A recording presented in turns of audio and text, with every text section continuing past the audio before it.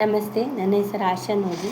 ರಾಮಸಾಂಗತ್ಯ ಎಂಬ ಕಾವ್ಯ ಸಂಕಲನದಿಂದ ಯುದ್ಧಕಾಂಡವನ್ನು ನಾನು ಜಾನಪದ ಶೈಲಿಯಲ್ಲಿ ಪ್ರಸ್ತುತಪಡಿಸುವೆ. ರಚನೆ ಇಂದಿರಾ ಜಾನಕಿ ಎಸ್ ಶರ್ಮರವರು ರಚಿಸಿದ ರಾಮಸಾಂಗತ್ಯ. ಮುಂದುವರಿದ ಭಾಗ. ದುರ್ಜಯ ನೆನಿಸಿಹ ದಶಕಂದರನ ಕೂಡೆ ಕಾಳಾಗ ಸವನೀಸಲೆಂದು ರಾಘವೇಂದ್ರನು ಮಹಾಸೈನ್ಯವ ನೊಡಗೂಡಿ ಬಂದನು ಬೆಟ್ಟದಿಂದಿಳಿದು. ದುರ್ಭೇದ್ಯ ದುರ್ಗದ ಉತ್ತರ ದ್ವಾರವ ರಕ್ಷಿಸೆ ದೈತ್ಯ ಲಲಾಮ.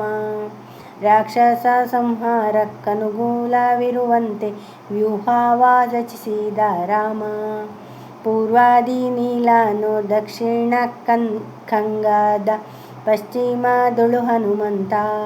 ಉತ್ತರದಲ್ಲಿ ರಾಮ ಸನಿಹದಿ ಸುಗ್ರೀವ ನಿರೈಬಳಿ ಜಾಂಬವನಿಂತ. ಧರ್ಮಜ್ಞ ಶ್ರೀರಾಮ ಸುಗ್ರೀವನೊಳು ಪೇಳ್ದ ಧರ್ಮ ಸೂಕ್ಷ್ಮದ ಸಂಗತಿಯನು. ಪ್ರಸ್ತುತ ಕಿಷ್ಕಿಂಧೆಯ ಗೊಡೆಯನು ತಿಳಿದುಕೋ ರಾಜನೀತಿಯ ಮರ್ಮವನ್ನು. ಕಿಷ್ಕಿಂಧೆಯಧಿಪತಿ ವಾಲಿಯು ಲಂಕೇಶ ರಾವಣನ ಜೊತೆಗಂದು ಒಪ್ಪಂದ ಮಾಡಿಕೊಂಡಿರಲೆಂದು ಮೈತ್ರಿಯು ಉಭಯರೊಳು ಊರ್ಜಿತವಿಹುದು. ಮಾಡಿದ ತಪ್ಪನ್ನು ತಿದ್ದಿಕೊಳ್ಳುತ್ತ ಸೀತೆಯನು ನಮಗೊಪ್ಪಿಸಿ ಬಿಡಲಿ. ಅನುಜನ ಕರೆಸುತ್ತ ಜೊತೆಗೂಡಿ ಬಾಳುತ್ತ ಲಂಕೆಯ ಪಾಲಿಸುತ್ತಿರಲಿ. ದಕ್ಷತೆ ಇರುವಂಥ ದೂತನ ಕಳುಹಿಸು ರಾವಣ ನೆಡೆ ಸಂಧಿಗಾಗಿ. ನಮ್ಮಯ ನಿಲುವನ್ನು ಒಪ್ಪದೆಯುಳಿದರೆ ಸಿದ್ಧನಾಗಲಿ ಸಾವಿಗಾಗಿ.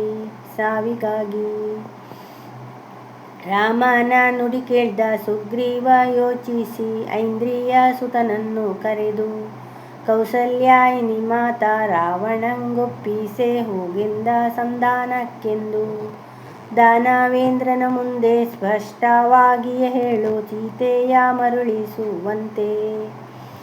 ಸದ್ಧರ್ಮ ನಿರತ ವಿಭೀಷಣನನು ಮತ್ತೆ ಲಂಕೆಯೊಳು ಜೊತೆಗೂಡುವಂತೆ. ತಿಳಿಸು ನೀ ದಶಕಂಠ ಮುರಿದರೆ ಸ್ನೇಹವ ಕಿಷ್ಕಿಂಧೆ ಸೇನೆಯು ಬಂದು. ದೈತ್ಯ ಸಂಹಾರದಿ ರಾಮಂಗೆ ನೆರವಾಗಿ ಮಂಚೂಣಿಯಲ್ಲಿಹುದೆಂದು. ಅಗ್ನಿಯ ತೇಜದಿಂದಂಗದ ಹಾರಿದ ದುರ್ಗದ ಮೇಲೆ. ವಾಲಿಯ ಪುತ್ರನು ಕಾಣುತ್ತಲೇ ಹೇಳಿದನು ರಾವಣನೊಳಗ ಸಾಲೆ. ನಿರ್ಭಯ ಭಾವದಿ ರಾಜಪೀಠವನೇರಿ ಕುಳಿತ ರಾವಣನ್ನು ನೋಡಿ. ವಾಲಿಯ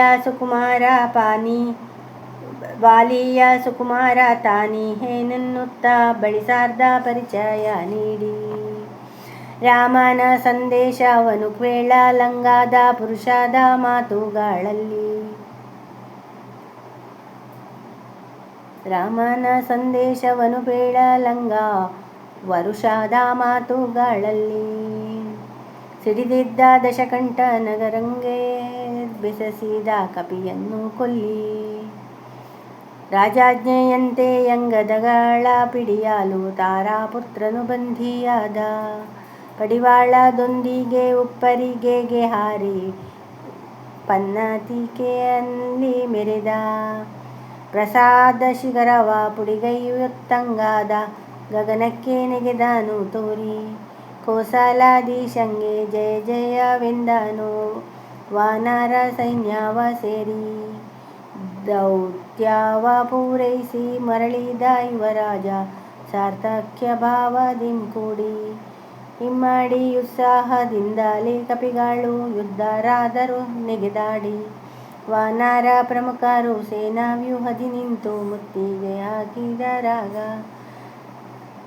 ಭಲ್ಲೂಕ ಭಟರೆಲ್ಲ ರಾಮನ ನೆರವಿಗೆ ಸನ್ನದ್ಧಗೊಂಡರು ಬೇಗ. ಶಂಖದ ಜೊತೆಯಲ್ಲಿ ಮೊಳಗಿಸಿದರು ಭೇರಿ ರಾಜನಿಂದಾಜ್ಞಾಪ್ತರಾಗಿ. ಶಕ್ತ್ಯಾಯುಧಗಳಿಂದ ಸಜ್ಜಾಗಿ ಬಂದರು ಅಸುರರು ಸಂಗ್ರಾಮಕ್ಕಾಗಿ. ಧನ್ಯವಾದಗಳು.